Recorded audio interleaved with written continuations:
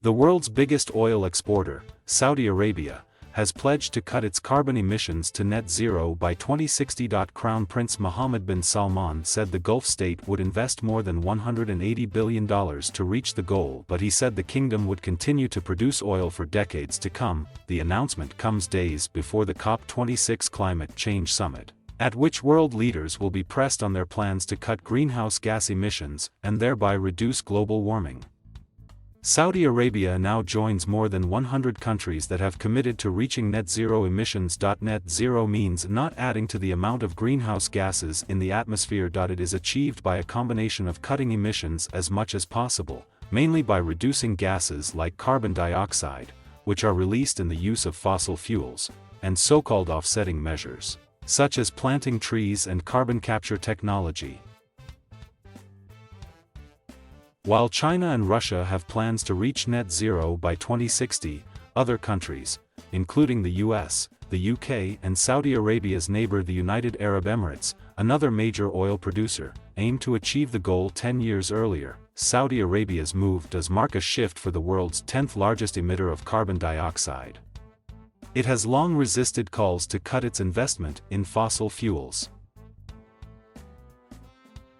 At the launch of a climate conference in Riyadh, Prince Mohammed, Saudi Arabia's de facto ruler, said it would reach the target without affecting the stability of global energy markets. He said the country also would cut its emissions of methane by 30% by 2030. The plans would rely on the availability of the required technologies to manage and reduce emissions, the prince said.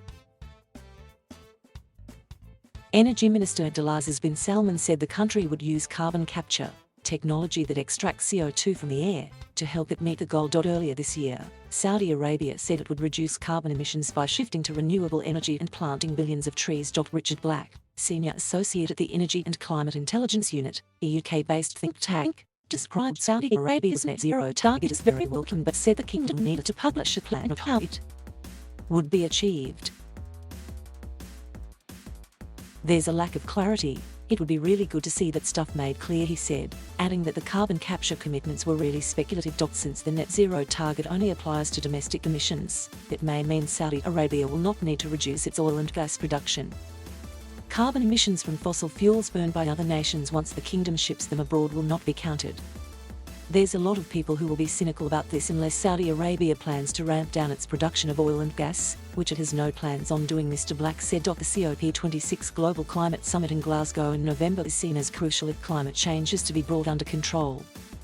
Almost 200 countries are being asked for their plans to cut emissions, and it could lead to major changes to our everyday lives.